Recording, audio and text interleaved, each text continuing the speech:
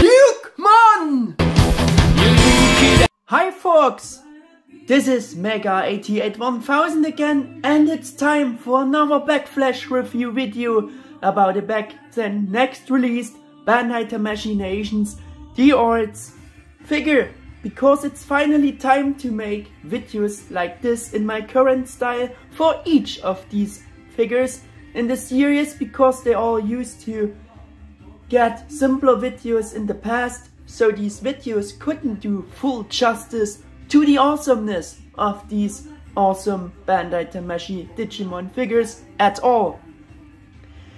This I want to change now with this retrospective series, and will dedicate a detailed review to each of these figures, except for D-Arts Black Wargreymon repaint, because I don't got it. For the most part I go with the original release order, and like you could see along the intro here, I dedicate the fourth video to the fourth release Bandai Tamashii Nations D-Arts Dukemon. Or for us, yeah, Gallantmon. I'm saving the character bio for Dukemon. I just should made it before for the latest S.H.Figuarts Digimon Rebirth of Holy Knight figure review. Yeah, I can't say this now exactly, but at the time I made the base for this video, I believed that I already should done the review about the new Figuarts Digimon figure. At the moment, I don't even had it in my hands when I done the base for this video. Yeah, so I don't know if I shown you it or not.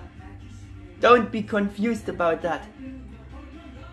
The videos are planned more as shorter flashback reviews, but again, I promise nothing. It went totally wrong with the last videos, and I also believe, I don't believe anymore that I will get them this short as I planned them to be. Yeah, let's finally get to the actual project, the review about D-Arts Dukemon. For this we putting the box away once again, getting a better closer setting here with the figure, of course, and do the first spin rotation with it to get the idea of all those details, how the proportions has been for this figure, how it was made, and of course we doing some close-ups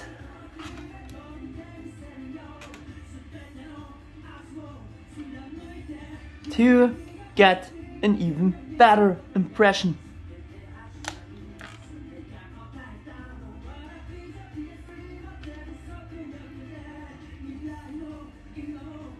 Of all those details, the paintwork, all the good stuff.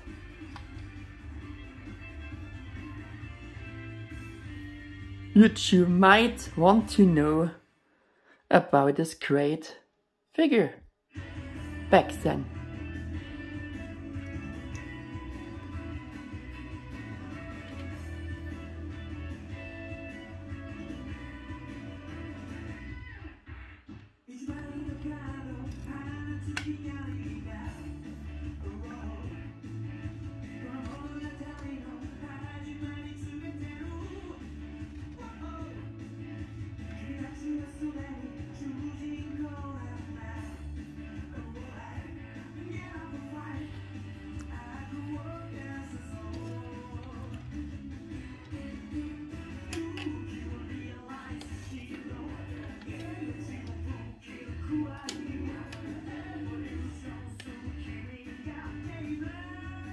Yeah,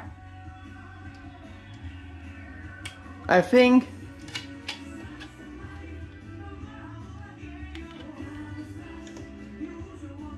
we won't expand this so much because I provided much again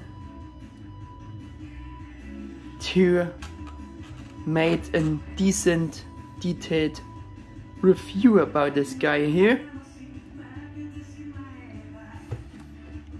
Yeah, so let's start. I would also like to assess and look at these figures more from the point of view of the time of their release and less from the point of view what might be possible today. And I would like to emphasize this again, especially for D-Arts Dukemon, since Bandai Tamashii has now designed and released the S.H.Figuarts Digimon Rebirth of Holy Night figure with a completely new mold and many great improvements made with the latest technical possibilities nowadays, and therefore corresponds to the latest Figuarts figure standards. This latest development in the Digimon figures section is of course superior to the D-Arts Digimon figure in every respect, and yeah, it's better now. It will be very difficult for me to completely hide this for this Backflash review video, but I'm trying my best to do this. And when I started making the base for this video, like I said, luckily I didn't had the new Figuarts Dukemon in hands. Yeah, so while trying to completely ignore the fact that there is a brand new Dukemon Figuarts figure, let us go back now to the time of the release of D-Arts Dukemon. Because at that time this was also the first new type of adult collectors Digimon action figure of Dukemon, with the first really sharp edged proportions and design announced by Bandai Tamashii Nations with a suggested retail price of 5,280 yen and released in Japan on the 24th August 2012. So with the quick release right in the same year of D-Arts Omegamon, or with D-Arts Omegamon, and right after with Beelzebumon in June 2011, we had to wait over a year for D-Arts Dukemon after that, but it was worth it, and the longer development time was generally good for the figure. With this price of almost $38 or euros, which would be the price in dollar, D-Arts Dukemon was now between the lower price section of Wargreymon and the higher one of Omegamon. But this price was also really cheap back then, considering today's prices are almost unbelievable, because at least Japanese shops sold the figures for such an approximate price range. I believe that. In any case, this new Collectors Action Figure series set new standards for Digimon figures in many ways, to a whole new high quality and new level never seen before, with accurate sharp edged proportions, metallic colors, an incredibly high level of posability for endless combat poses with option parts. Because before there were only old action figures or model kits for children for the Digimon section, which had more those rounded proportions and designs. For that, once again, I bringing in the Japanese D-Real action figure of the Dukemon character back then.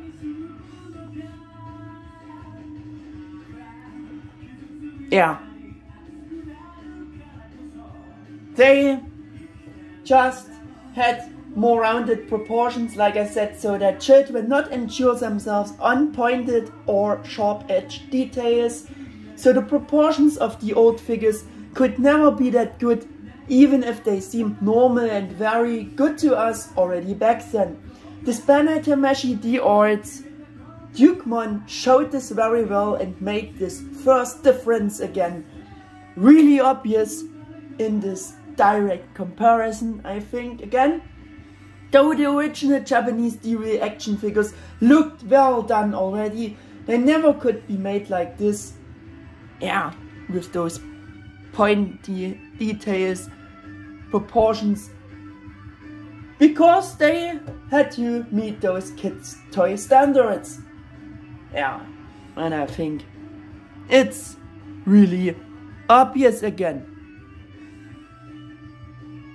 At that time, those bigger GM series Digimon statues by Mega House not existed, they started a few years later. So we now want to look at him and judge the figure from this back then new perspective. In addition, I will quote the original product description from Tamashii Web back then. Yeah, and it was like this: introducing the ultimate body that combines both static and dynamic forms. The popular character Dukemon from the Digimon series, which always ranks high in commercialization request surveys, got finally commercialized. Comes with a movable cape that can be used to reproduce both standing and action poses, reproduce the impressive poses in the play. Yeah, that was the official promotion text of that back then. My first point for this Backflash review is again implementation, the sculpted details or mold, sharp-edged or perfect proportions. Here I can't say directly if Bandai's illustrations or the anime design were used as a template for the implementation for sculpt mold proportions of this figure. I tending towards the first mentioned. Yeah, Bandai's illustrations here, tending to this. Mainly because of the metallic silver grey colored armor.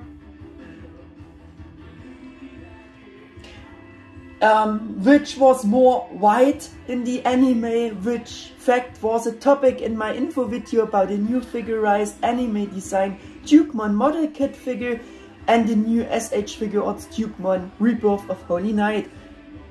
Because we know both are anime design based. At that time there was already a Tamashii blog about D-Arts Dukemon to introduce the design and the figure's advantages. And I will also show you this on my screen here, if you're giving me some seconds to get this done. There we have it, a part of that blog. And as you can see, it's starring with Kenshi Watanabe and A.S. Mariah as the Digimon designers. Yeah.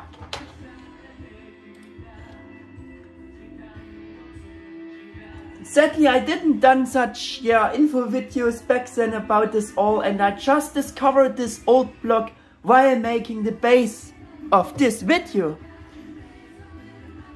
Of course, he came with his characteristic weapons, his Holy Lance Gram and his Holy Shield Aegis. The proportions are again far away from the D-Real. Once again, were absolutely great back then, and I think they are still, in comparison with the action figure, I think their proportions are still great. And in general, everything what I said about D-Arts Omegamon applies to D-Arts Dukemon's proportions, sculpt, modeling, mold, compared to the proportions mold of the old D-Real action figure or our Digi-Warrior version of this. All body parts have become more accurate, much more elongated, shaped, more appropriate and very nicely sculpted proportions, as it should be for Dukemon's character. This makes D-Arts Dukemon appear a lot taller, and that creates a strong difference in view of the accurate proportions here. That was the first time when you saw how clumsy, how coarse and shrunken the best Dukemon action figure of back then actually looks now against the D-Arts Dukemon figure, though it was good as well already. But yeah, because for being a taller character, Dukemon's real size and proportions had to be squeezed in a bit for the D-Real figure to fit a smaller size class, so that the D-Real molds could be all about the same size. I think this is also very obvious again in this compare. However, with the now larger and appropriate D-Arts mold, its proportions, they were now able to better represent these bigger characters with the new D-Arts figure design and implement them very well. I thought that was great too, because D-Arts Wargreymon and Beelzebumon are a lot smaller than Dukemon. For that I will bring in the D-Arts Beelzebumon to compare it. Yeah. And yeah, this was nice. They made the bigger characters bigger and the smaller characters just a bit smaller. Yeah.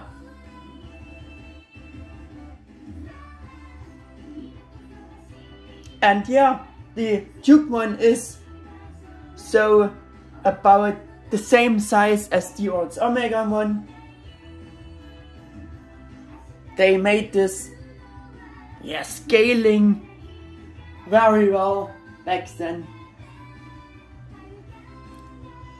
Already.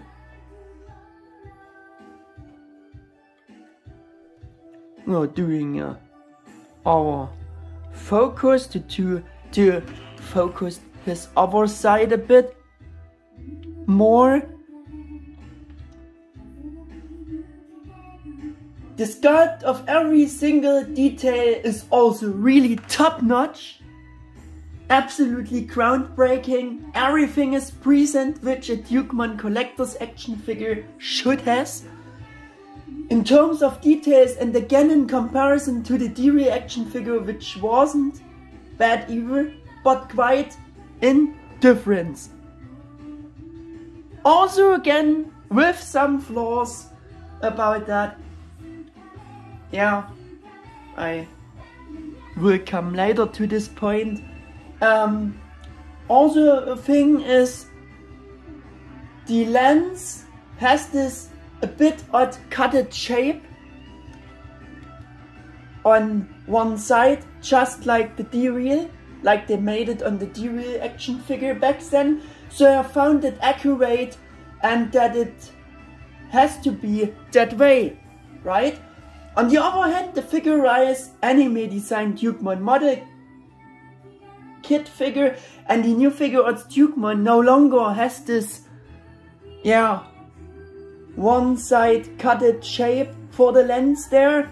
So I wondered what is the right way and researched a bit. First thought, well, this is a difference because of each Bandai's illustrations and differences in those and in the and in between the anime design, but neither Bandai's illustrations nor the anime design has the special, yeah, cutted shape there for the lens base. So it's also right for the latest figures, because they are all Tamers anime design based anyway. Just wondering why they did this cut back then on them here. Was it just made for a better posability for the lens, arm, to have more, yeah, freedom for movements, or is it due to different Bandai illustrations? I have no clue, yeah. Coming to the flaws on D-Arts Dukemon, and I think the details on the Gallantmon crown were even better sculpted on the old D-Real action figure in terms of the modeling of the eye slits, eyes, and especially the teeth. And yeah, I will show you this, like they made it on the D-Real figure.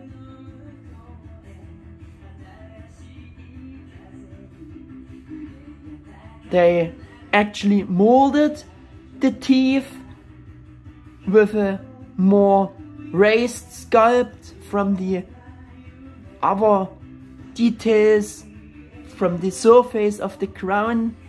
It's, yeah, raised, sculpted. Looks like teeth. I think it's actually looks better on the D-Real because on it, like I said, the teeth are raised sculpted, but raised sculpted. In contrary, this teeth sculpt doesn't exist anymore for the D-Arts Dukemon figure. Yeah, they just done some, yeah, white lines, stripes for the teeth, and they don't looking like the right shaped teeth of the Gallantmon crown at all. They just done white paint apps there. It looks not as good. Yeah.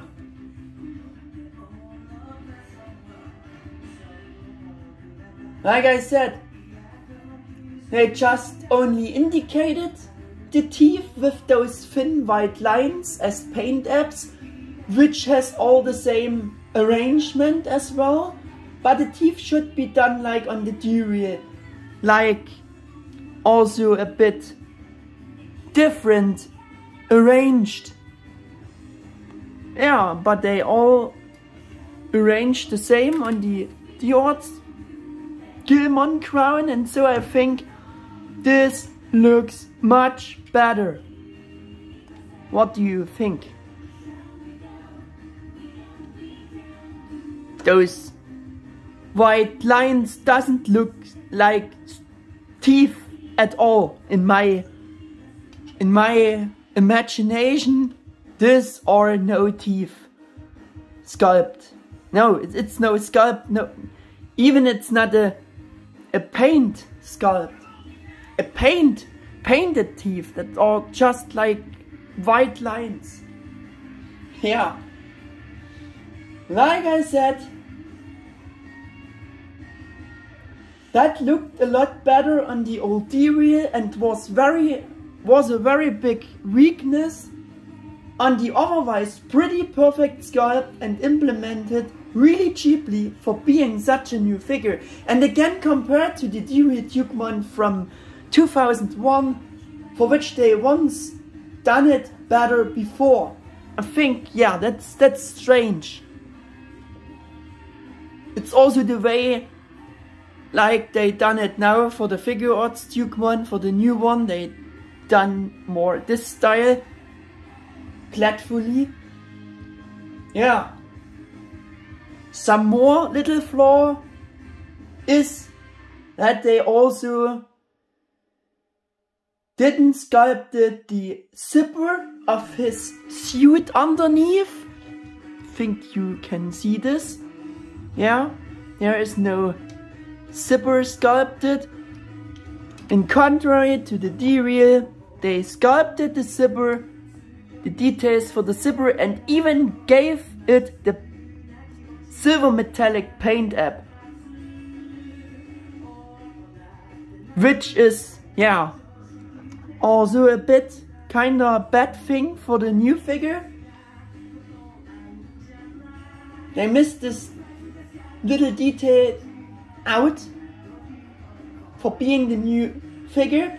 Maybe it's kinda okay for missing out the zipper, as the more bad issue is the more simpler way of implementing the details on the Gallantmon crown I would consider as the more worst thing here. Otherwise, as I said, the sculpt work is of course much better than on the old action figure. In general, for the rest of the various details, which gets again very obvious in this direct comparison. Especially noteworthy for some better sculpted things on the D-Arts figure, or for this, the molded details of his shield Aegis and its Digimochi are all more raised sculpted from the rest of the shield surface, as you can see. Yeah, and they only were engraved on the D-Arts shield. And here we have this raised sculpted style also for this rim here. Yeah, Digimochi are raised sculpted, those are raised sculpted. This is only engraved, this is again raised sculpted. Yeah, and like I said, on the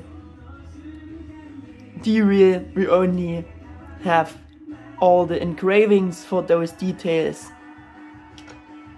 but it looks better on the new figure, like it should. Yeah.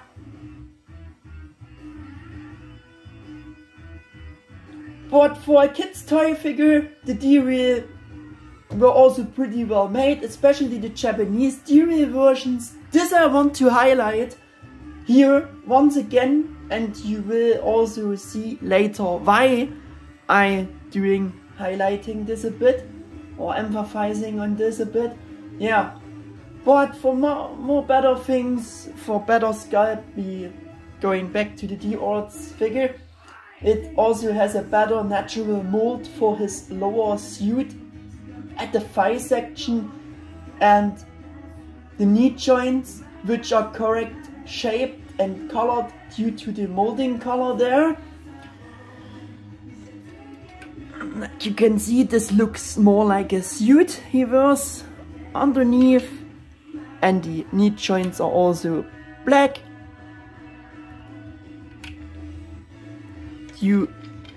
Using the molding color there, which is also right. And yeah, on the D-Real it doesn't look anything like a suit underneath. We have those half balls. The red paint apps are nice, but it looks just more like joints. Yeah, it was just simpler.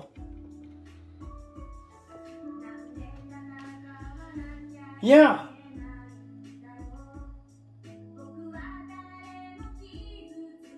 The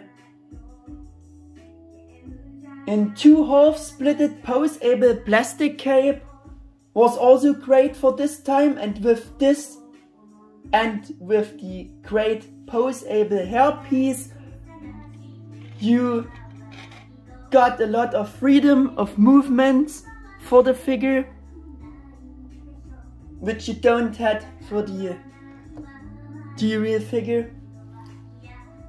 The cape and the hairpiece on it was of course not articulated. The hair was made of a softer plastic, but yeah, it doesn't bring much to bend this out of the way if the cape isn't articulated. Yeah. So also posability was very limited due to this non-articulated cape for the D-Real figure. Couldn't do not much movement. And yeah, with the new style of the D-Arts yeah, plastic capes, pose-able plastic capes. You can get the hair out of the way for posing the cape. Yeah. Even if the, yeah, pose-able cloth capes with the integrated sewn-in wires are now better. Yes, they are better, but for this time it was the style. They don't came up with this cloth cape style. They just came up with this some years ago, so that was the style back then for the cape. And yeah,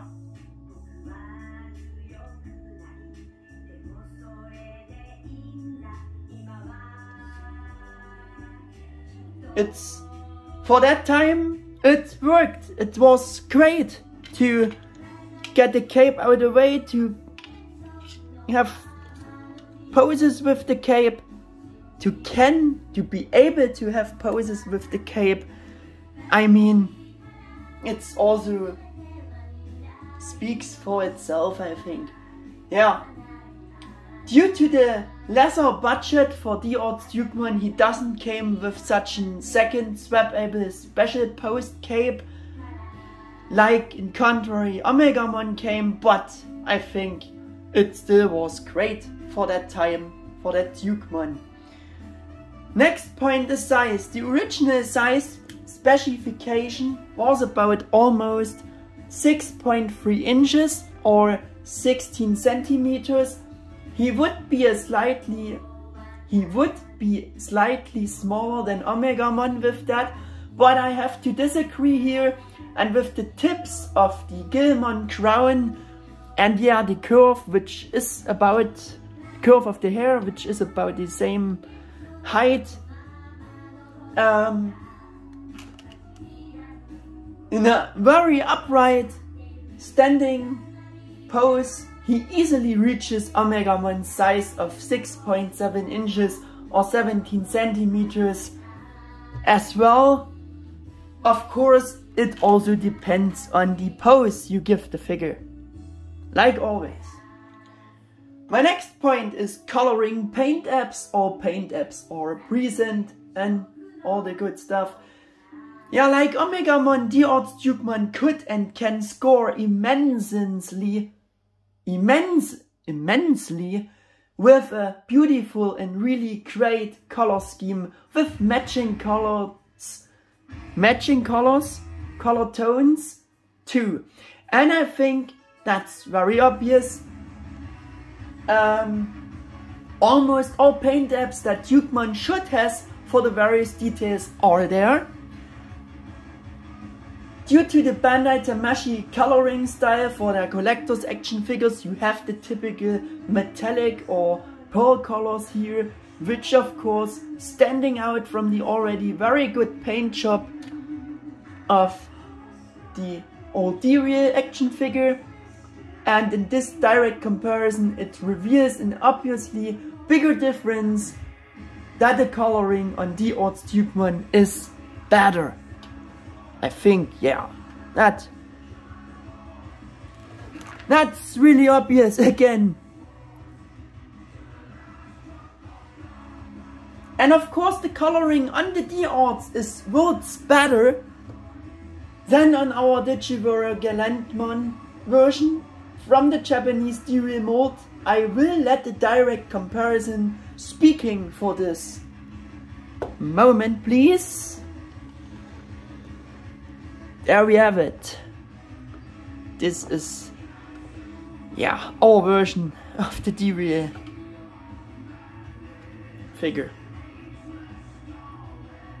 Do you see some difference? I hope you see some differences here. Yeah.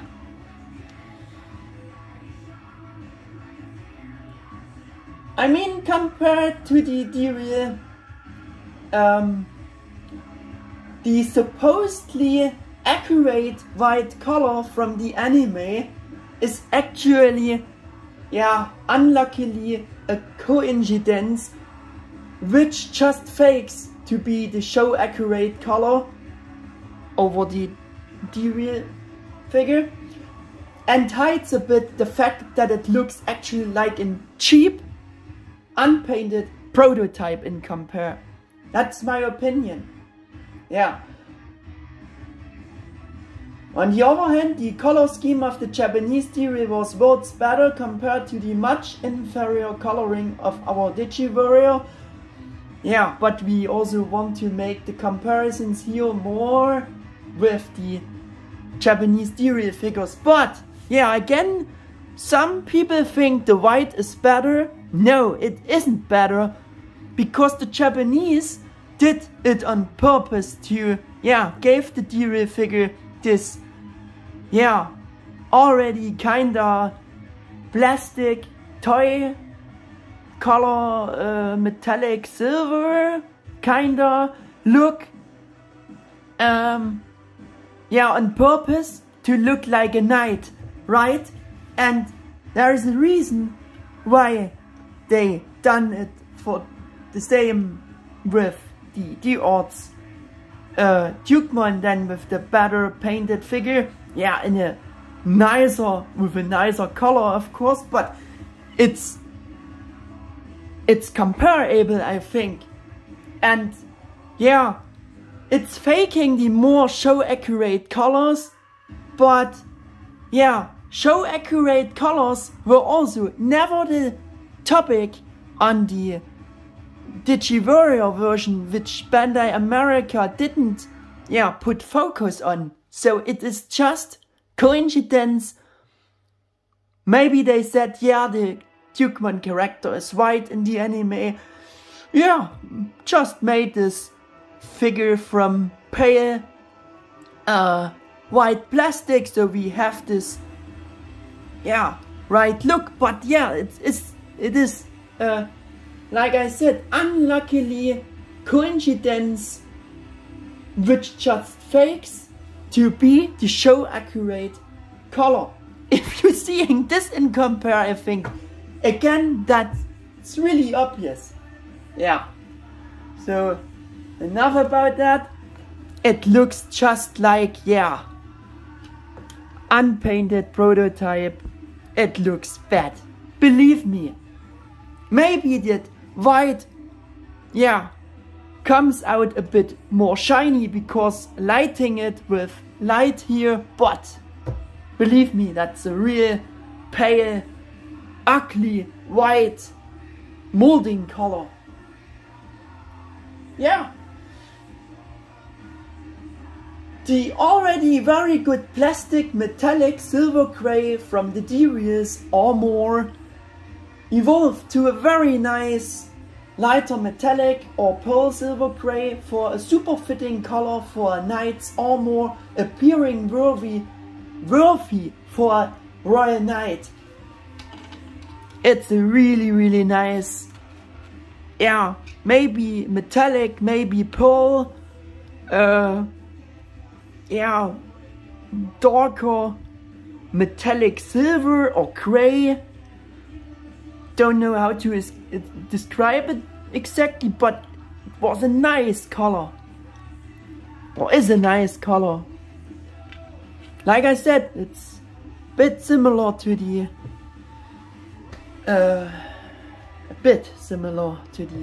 D-Real armor coloring.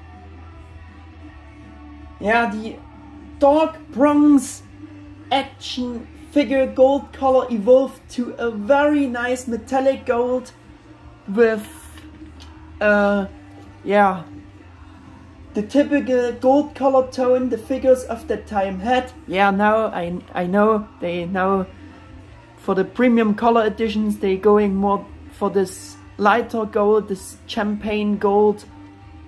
But yeah, that was the style for the gold color, the metallic gold color back then, and it doesn't look bad at all. You already similar red color of those details which are red colored on the D-Real evolved to a slightly darker metallic red for the D-Arts, which is wonderful to look at. And we're making once again some close-ups on those red sections. Looks so amazing, this color already back then. Also for the crown,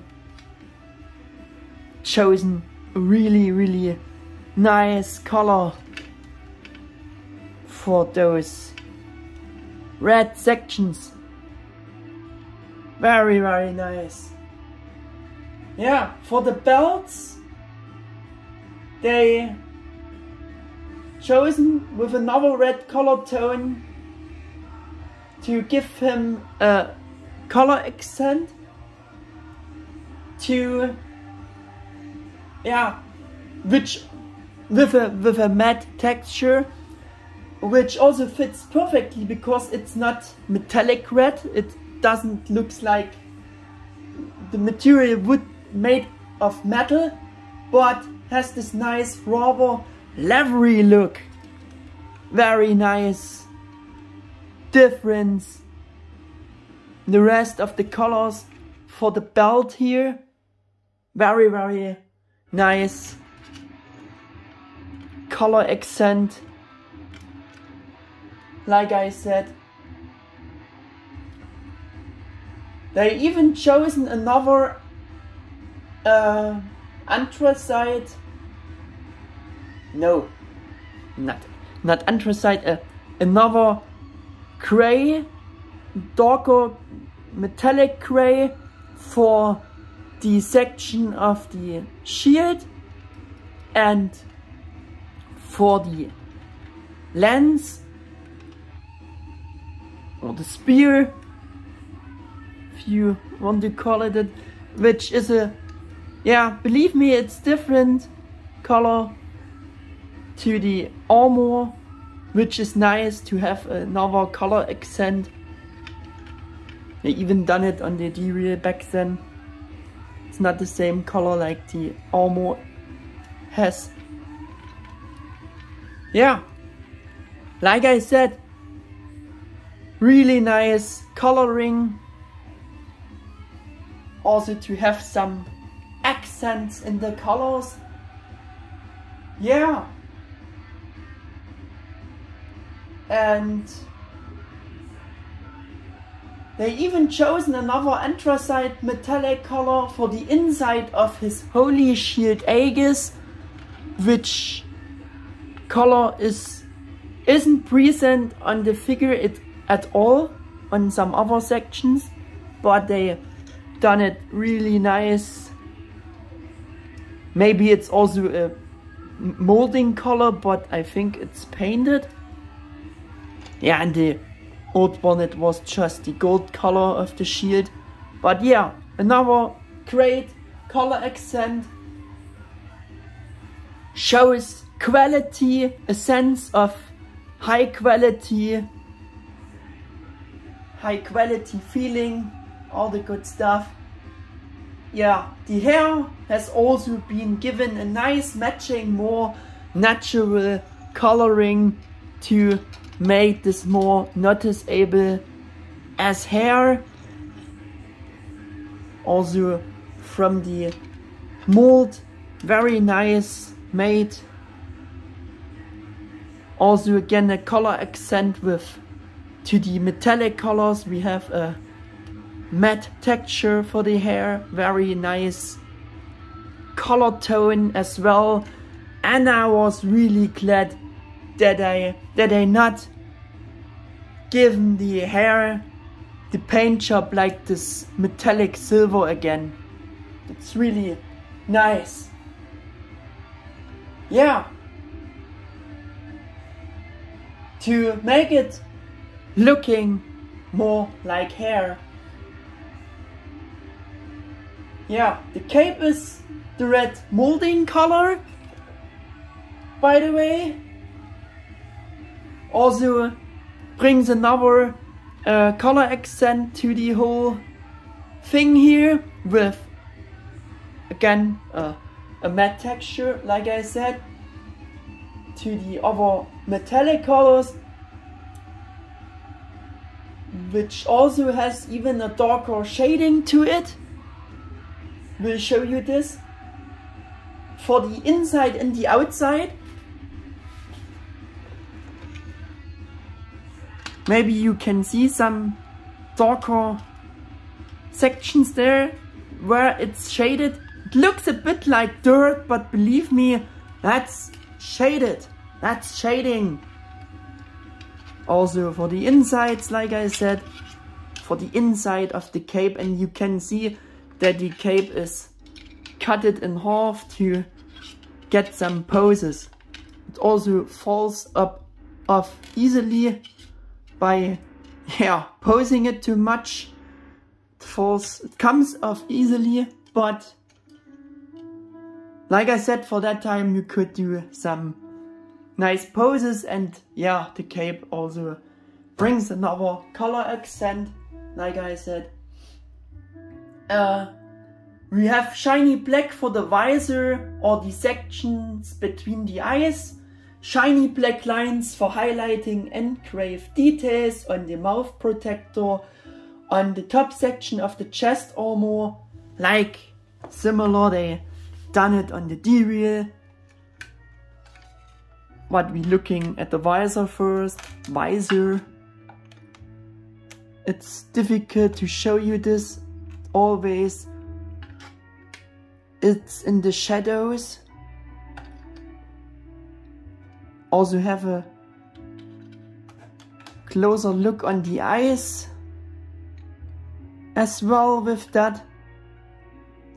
Dukemon's eyes are also very nice implemented in view of accurate paint apps.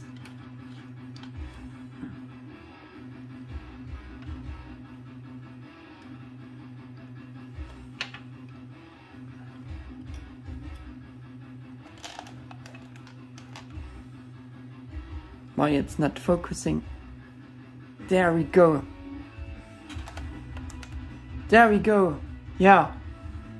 Also, like I said, very accurate. Also paint app wise, detailing with the coloring. Very nice that they use this shiny yellow for the iris and not just the metallic gold of the armor. And the eyes are even raised, sculpted from the surface of the rest of the visor. I hope you can see this. Yeah, raised, sculpted again, makes them look more natural. Maybe we're getting this close up here. Can you see this? They are raised, sculpted, believe me. Yeah, very nice. I actually never noticed this before, that they are raised, sculpted. Just for this Backflash review, I had a fresh look on all the figures, also in Dukemon, so yeah.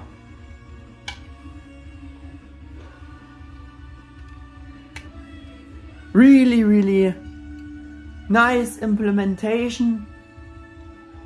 As for the eyes going, it's really good. The paint job for the eyes. We have dark gray for his typical danger symbols. Also on the back section. Yeah, you've seen it before. Also in the back section here we have the paint apps. Also raised, sculpted there. Very, very nice. Yeah, all in all, a super great color scheme, very, very detailed. The D-Reel only had more of those, pinstripes, like we know it from the D-Reel line, black pinstripes. Actually, all of those recessed, molded thingies there has a metallic silver lining. Maybe you can see this, but believe me, it has. And yeah, those pinstripes were left out for the D-Arts as usual for the new figures. This was feature of the series, a special feature. Yeah, maybe they could give also those paint apps for those bigger sections there, like they done it on the D-Reel, but yeah, I think it's also okay. Also have a close-up on the paint apps there, and on the mouth plate or the mouth protector, which I set for. Yeah, as I said, he got a great detailed, accurate color design. Almost all paint apps are there, so we come back to the minor flaws on this point. Unfortunately, again, not a 100% satisfactory paint job as far as existing paint apps are concerned. The grey paint apps for the circles, for the danger symbols on the knee protectors, yeah, just missed out. They not painted them. Only the danger symbols got this dark grey paint apps, but they missed out the outer, circle. And that's bad for a new figure again, because it looks like it's been forgotten. Yeah, and the D-Reel has got the complete paint apps for those sections, like you can see here. Yeah, and that's really bad for the new figure. So it's better on the old one once again. In contrast, a bit weak for such a new figure, because they did it already once better with the old kids action figure back then. I don't understand such things. The eyes of the Gallantmon crown should also be more yellow. Yeah, for some reason they colored them on the D-Reel. Gave the white paint apps for the eyes of the Gallantmon crown, and yeah, on the D-Reel they made it more better, accurate, with yellow paint apps for the eyes of the Gallantmon crown. Yeah, they chosen the white paint apps on the D-Arts, a bit wrong color choice. It's a smaller weakness, but again, why they once did it right, already right on an older action figure. That's a bit, odd. Yeah, but that's it about flaws, paint app wise. If we hide them, the color design and chosen colors is really great and flawless, and better than on the D-Reel action figure. So I have already explained everything about the next point, which would has been texture of the colors, color of the various details. So we move on to the next point, which is the paintwork clean? Yeah, fairly clean and decent, I would say.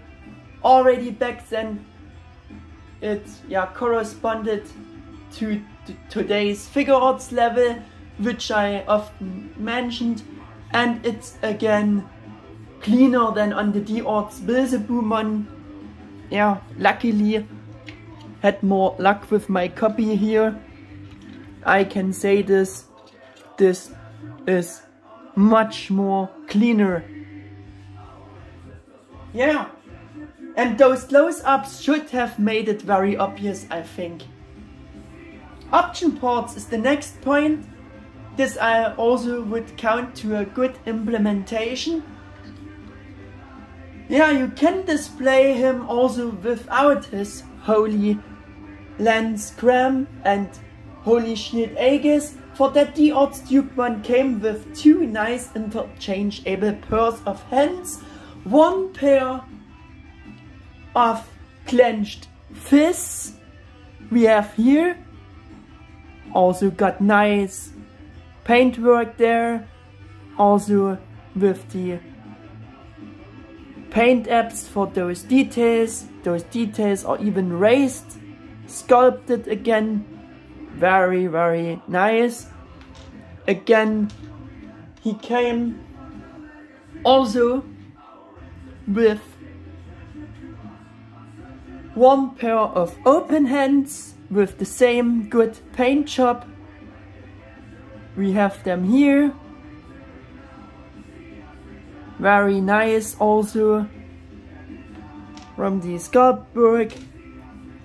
And he even came with a second lower arm piece for the shield arm to do this swap thing. Yeah, for the display edge without a shield but with normal hands on. He got this kinda adapter thing here. Yeah, unfortunately the shield arm swap system is very cumbersome and yeah, poorly engineered. For this I will do focusing on the elbow joint, because you unavoidably destroy the left elbow joint by bending it open, tearing the plastic or the joint parts apart, and the plastic getting this stress marks. So the X there gets loose, falls out. Yeah.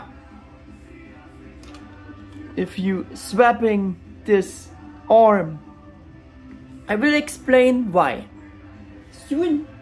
Yeah,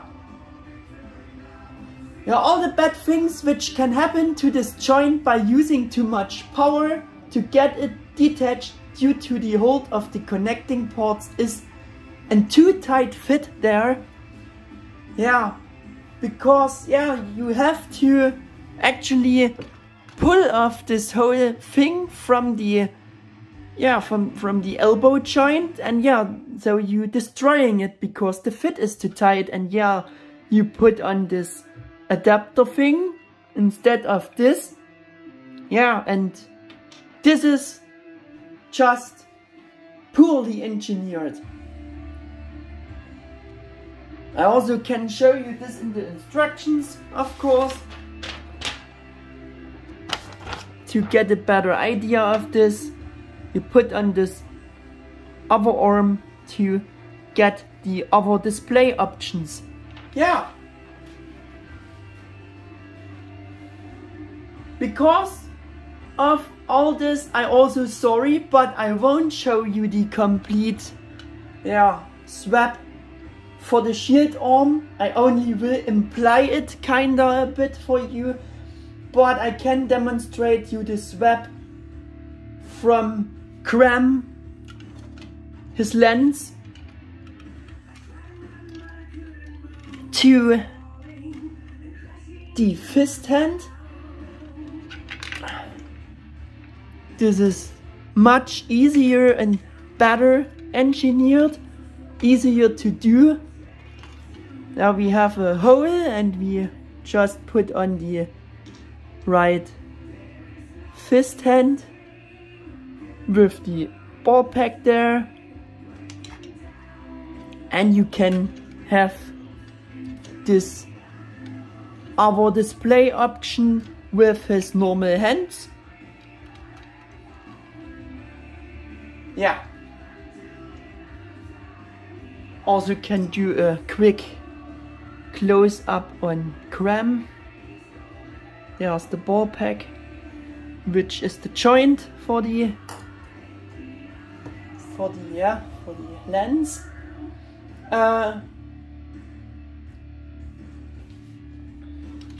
Also can do a close up with the fist hand on, to have this display option with the normal hand, like I said.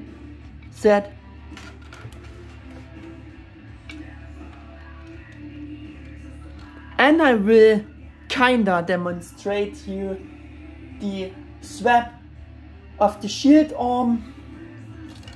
You actually should first remove the shield. We're doing a quick close up. Oh, sorry, on the shield as well.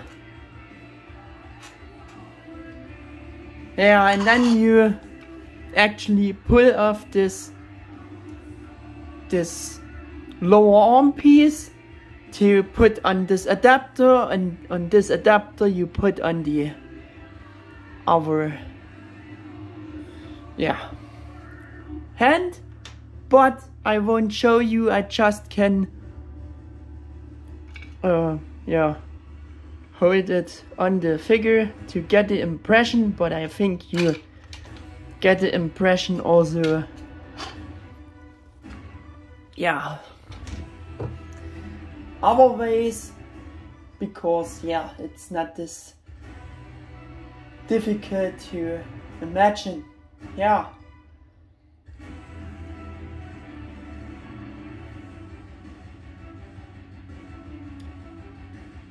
And I will also swap to the open hand pose for this pose with the, at least for the left, no, his right arm better said, with the open hand.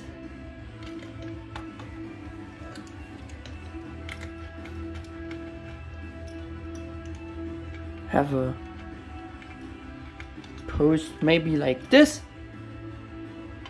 It looks bad because the shield isn't on, but yeah, I can show you this. Just imply it again.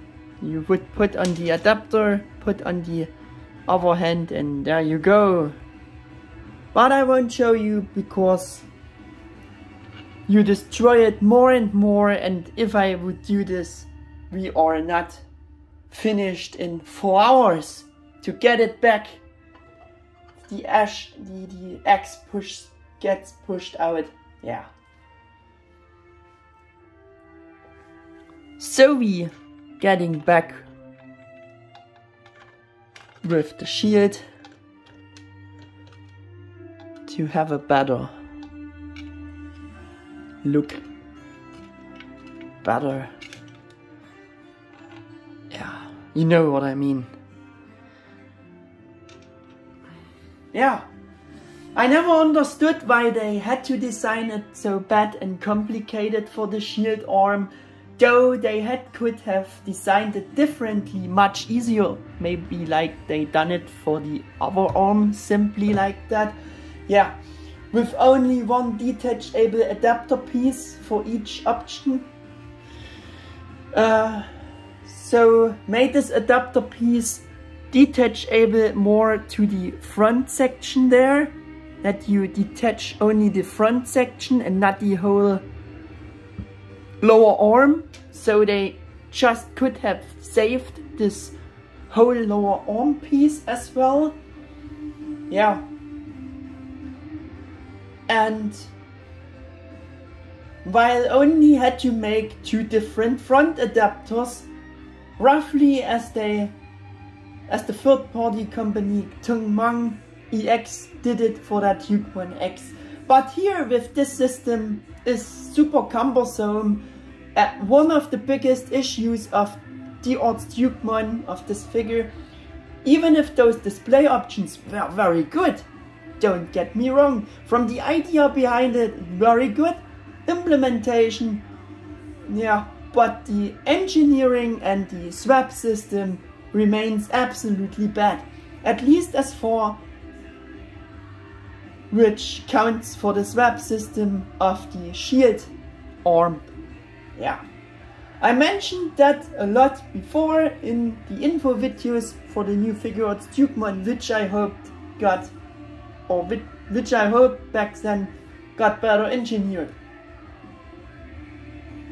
Yeah, the swap of the hands you have seen themselves is easy, and the option ports are all sculpted and painted very well. I showed you, has the according paint apps.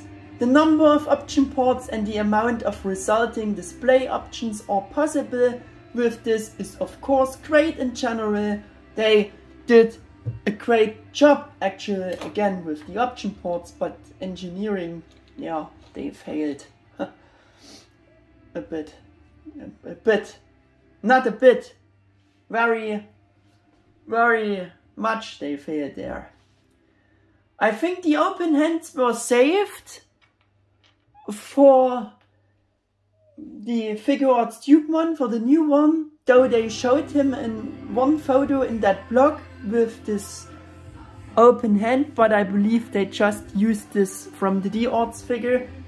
Yeah, and compared to the proportions, it looks also a bit too small compared to the arm of the Figuarts Dukemon, the new one, and yeah, in size.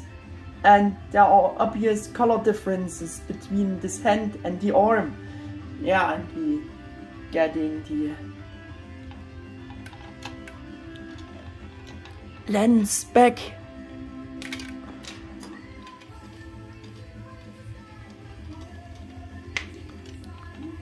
Just with one click, it's back on.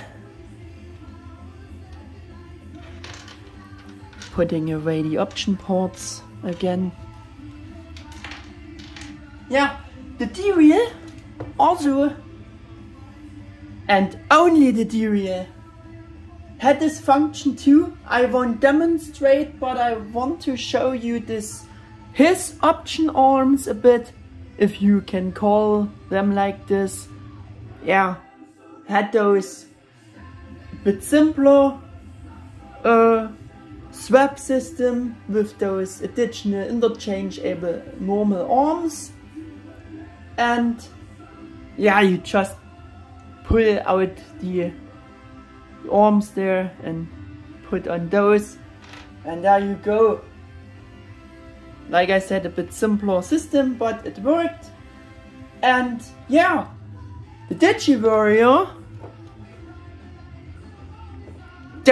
came with this additional molded arm pieces to have this function also for the Digi-Warrior. No, Bandai America not considered them and completely saved those additional arms for our super Digi-Warrior version. Well, yes, he not just sucked in terms of coloring, no, also in this regard. Because you had a function to, yeah, you were able to remove the weapons, but you not got those, yeah, swap-able additional arms to it. So yeah, it sucked all the way. Yeah, but for the Japanese figure versions of Dukemon, this has always been a typical feature. Also makes much sense. I already said in the video about D-Arts Omegamon that I saw the Japanese D-Reel action figure series as ancestors of the Bandai Tamashii Digimon due to this interchangeable option ports gimmick.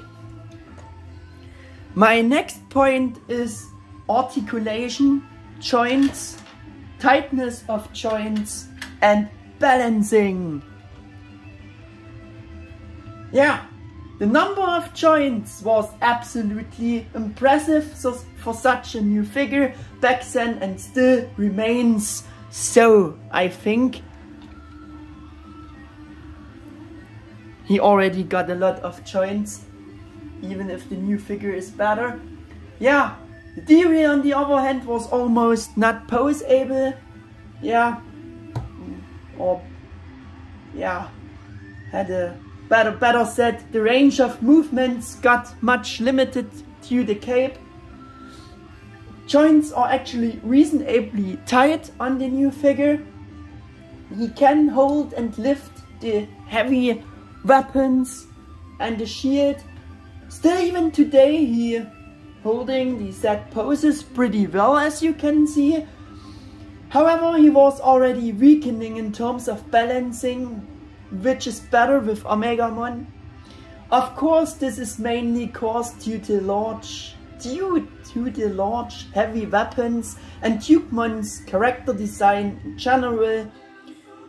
The heavy plastic cape on the back always pulls him backwards as well. In general, he can't shine with a good balancing or a perfect balancing. It's also due to the lack of weight in the figure's lower body section. He's very lightweighted, makes him top heavy, and he likes to tip over. Yeah, or losing his balance. Yeah, it also got caused because they also saved on better angle joints here. Only has a ball peg as angle joint without being hinged. So the pose of the feet cannot be perfectly adapted to the ground. That just contributes to this poorer balancing ability. I think it's very obvious here with him, with sometimes having a kinda odd standing pose. Bandai Tamashii meanwhile makes no secret out of the fact that the D-Arts Dukemon's joints balancing technology wasn't that good, and that these weaknesses were extremely improved for the newest Figuarts Dukemon. Gladfully. And back then for D-Arts Digimon figure was more focused on the accurate design and beautiful proportions of the body parts than in contrary on joints and posability that were their own statements. That means that both in combination were not possible back then, I guess. Yeah. If you be patient, you can also compensate the tipping over effect a bit for certain poses with the weapons more to the front, so that D-Arts Dukemon doesn't always instantly getting pulled backwards through the cape in order to force him into some cooler fighting poses. Yeah, but it's still not this bad. He still can stand without supporting to stand on his cape. To support flying poses, he also got a better and articulated stand base within the package, with even a ratchet joint there. Yeah.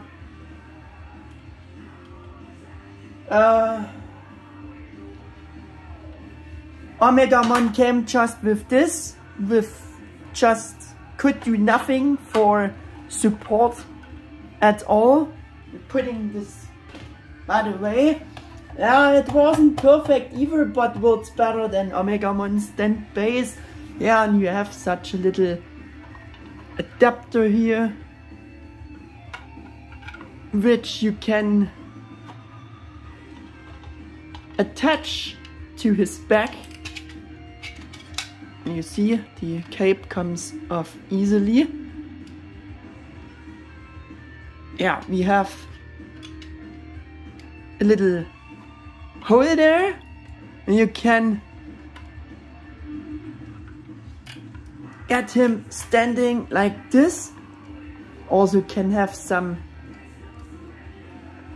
floating in the wind poses for the cape, so some flying poses, but it also doesn't done the job this well, but at least it was a better thing than Omegamon's stand base, I think. If you're doing, be more patient, have more time to get a great pose of this, it's also possible with this base. Don't get me wrong. But we don't have so much time. I taking much time for the reviews, but this again hasn't to be expanded more, I think. At next we're making the articulation demonstration, I think, to bring this video slowly a bit to an end. And for the German version I posed him too much for this demonstration, and this little piece comes off every time you do a bit of, yeah, posing here. But we're beginning with the, starting with the head better said. The hair is also rotatable 360 at the base, and we have the hinge there to get it out of the way. Like I said, the cape is also hinged, can bring up the cape, you can rotate the splitted cape sections to get, yeah, such a floating in the wind pose better. Yeah, I know it's better with the cloth capes, but for that time it did a job as well. Pretty much good, I think. The head is maybe on a hinged ball pack, maybe it's also only on a ball pack. You can get movements like this with the head. Also some tiltage. Maybe the neck is also separately, yeah, articulated. I don't know, you can get in there. It's difficult, but I think you have maybe some forwards and backwards movements with the head, with the neck. I don't know exactly. For the shoulders we have some additional joints there. I think it's again a ball pack connection to the body, but we have an extra hinge there at the section where the arm comes out of the body. Like you can see, it's hinged, it's rotatable 360 with the whole arm. We have a hinge due to a ball pack again there. It's hinged, yeah. And again the cape comes off.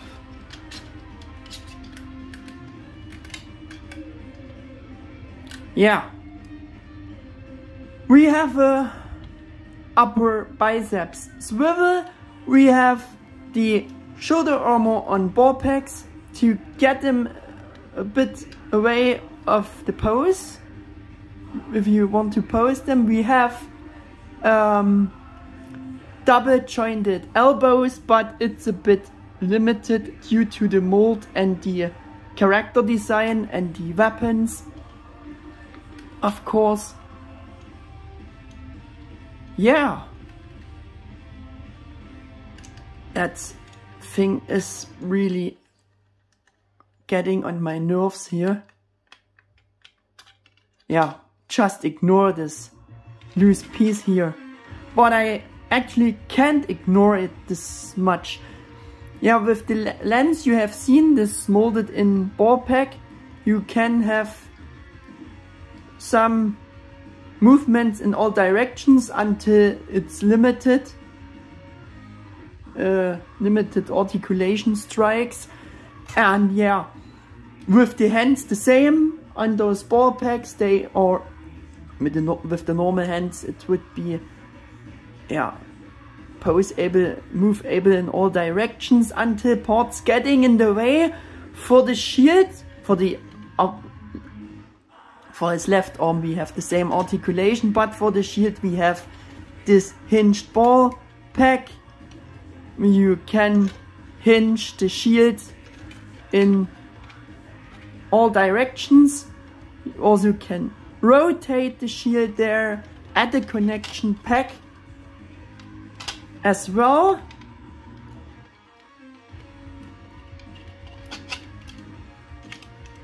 For the upper torso we have even 3 segmentations there, which are pose able. I think that's all connected to ball packs. So we have for the upper body there, upper section of the upper torso, we have your obligatory figure arts rotation and yeah,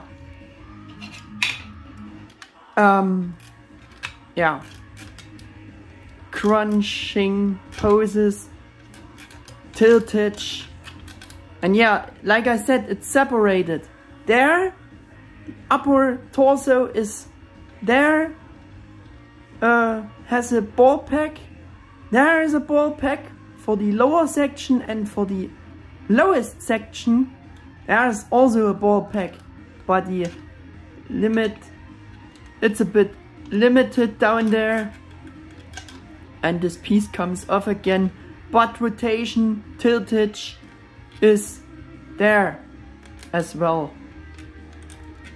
Yeah, and forwards, backwards movements with the whole assembly are possible. We have a bit of splitting ability, but not much, due to the body shape. It's a bit limited. I don't know if we have hinged ball packs or only ball packs for the fight joints. There.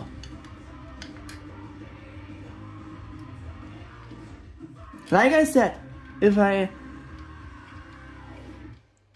forcing him too much for demonstrating this, he falls apart a bit. Yeah, but quick. He can kick his enemy faces like this, pretty much forward, pretty much backwards as well.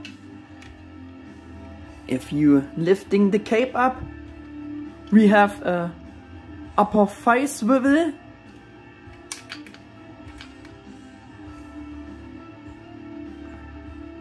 Like you can see, double jointed knees, no rotation there, and a bit simpler ball pack for the ankle joints that can get slightly some movements out of that. Rotation, and the front section of the foot is also on a ball pack, so you can separately move it from the whole assembly. But yeah, I think that was it for articulation.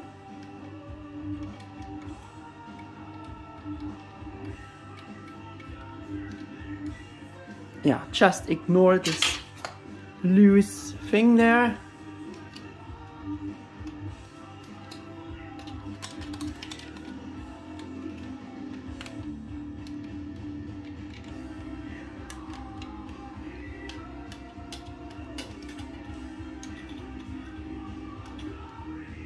So, and it's, I think, getting very difficult to get a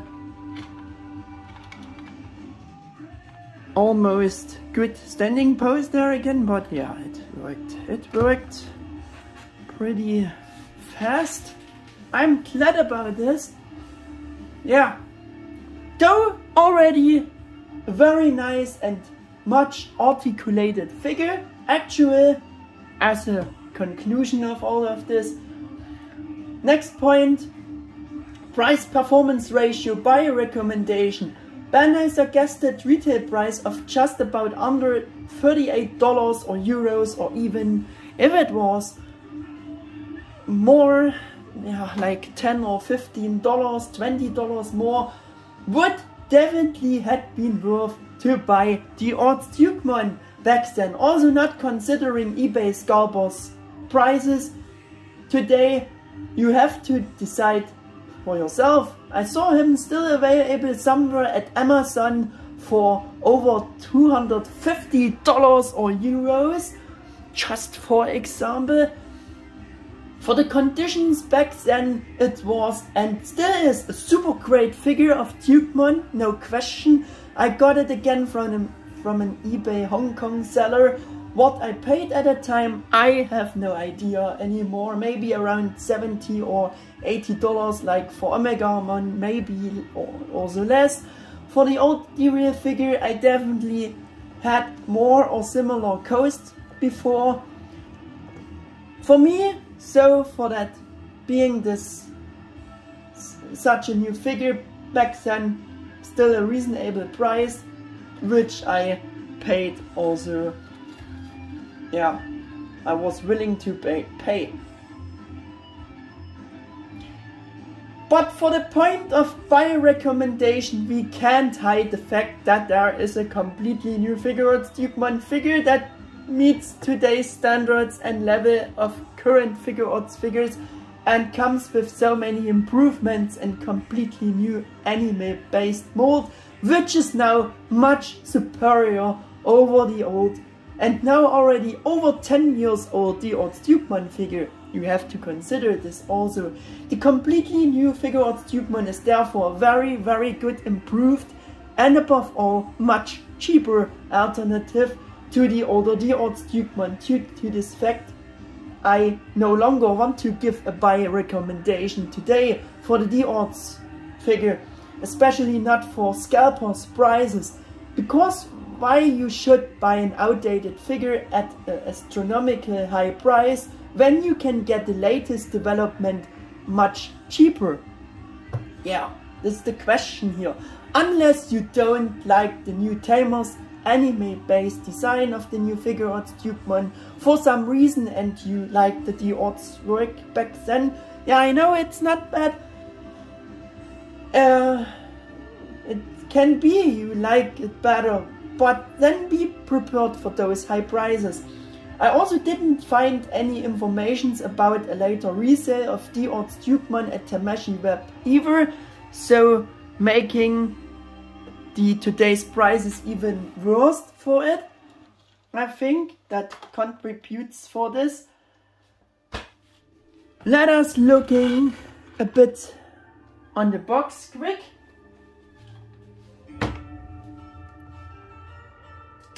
Have a look on the box. It's again a very nice glossy window box design like they done for Omegamon. Very nice with some shots, also with some effects for the eyes, shots of actually product shots of the figure in different poses. We have again this plated gold style for his name, Dukemon D-Arts. We have the Bandai logo, we have the Tamashii Nations logo, we have the Toei seal sticker there, yeah, Digimon Tamers logo, D-Arts. On the top we have again like a painted picture of the figure, such an effect, D-Arts Dukemon. On this side we have another product shot of the figure, D-Arts Dukemon. On the other side again a product shot, D-Arts Dukemon. On the bottom we have D-Arts Dukemon. Some effect again for the eyes also, very nice, yeah, design, product shot. Again this sentence, you can revive impressive scene with a lot of joints and ultimate modeling. Yes, of course you could and can. And that's the back side. For the first time we have the warnings there on the bottom side. And you can see, I'm not lying to you, it's again from Hong Kong, because they cover the Japanese informations and warnings with those Asia stickers. And more interesting, glossy backside, again we have all the product shots, some Japanese sentence Not much English again, and yeah, showing the poses, the option ports, and yeah, I think that's it for the box.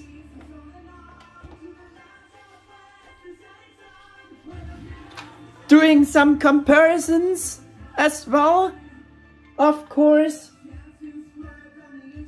Again, D-Arts Digimon, because was his arch enemy, to see again how they are looking together, and I think they're looking good together.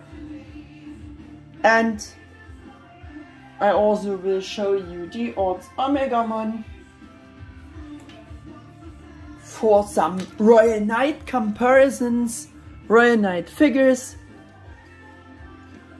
to see how Dukemon looks together with this D-Arts Omegamon figure.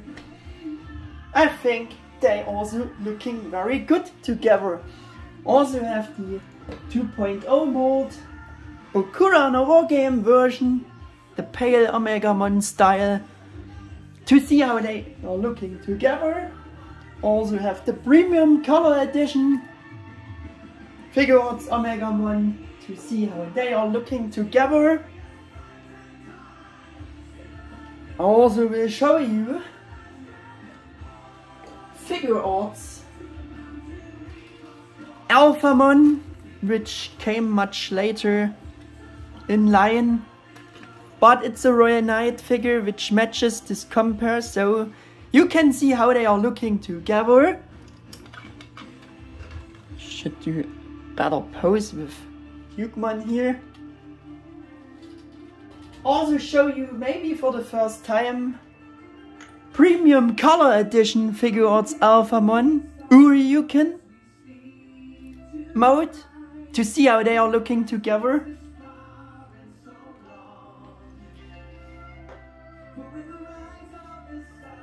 And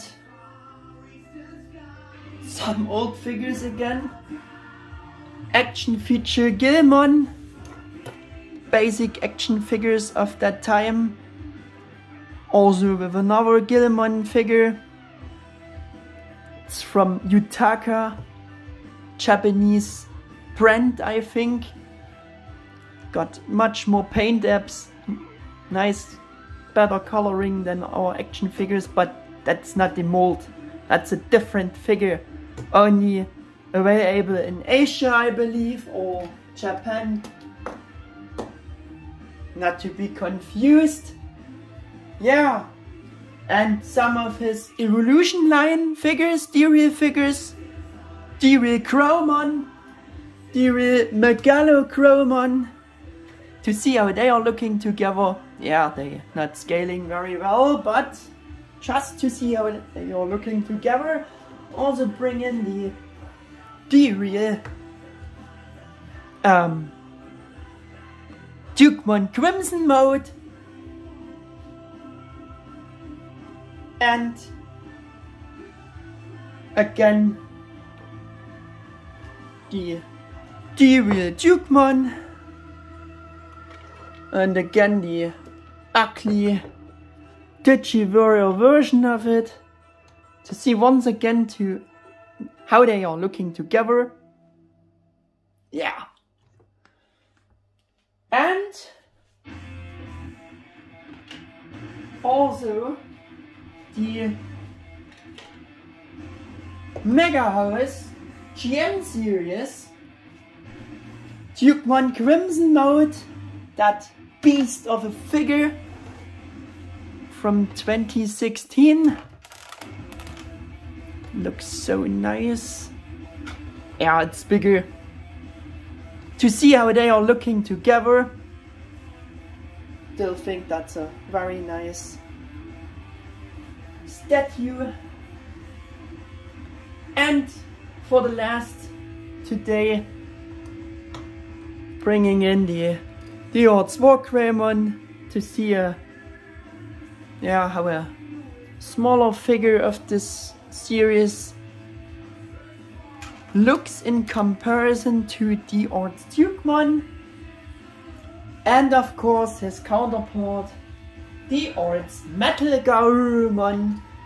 Who will be the next one in line, was the next one in line and going to get his time in the spotlight for another video of the series here. And for the last, for today's comparison, I will bring in another Royal Knight for the unofficial figure section, and of course it's the shiny Digi-amazing Magnamon, to see how they are looking together, and I think they're looking great together once again. Yeah. With that, we are done with the actually much shorter planned review, Backflash review about the 4th release of the Bandai Tamashii Digimon Figure Line, D-Arts Dukemon. Now he definitely got a reasonable amount of screen time as well, and I hope that you like this review, this concept. If that's the case, then please leave me a thumbs up and subscribe to my channel. Thanks for watching, and then see you again for the next episode of this review video series, or a general next video. Take care folks, your Mega 88 1000.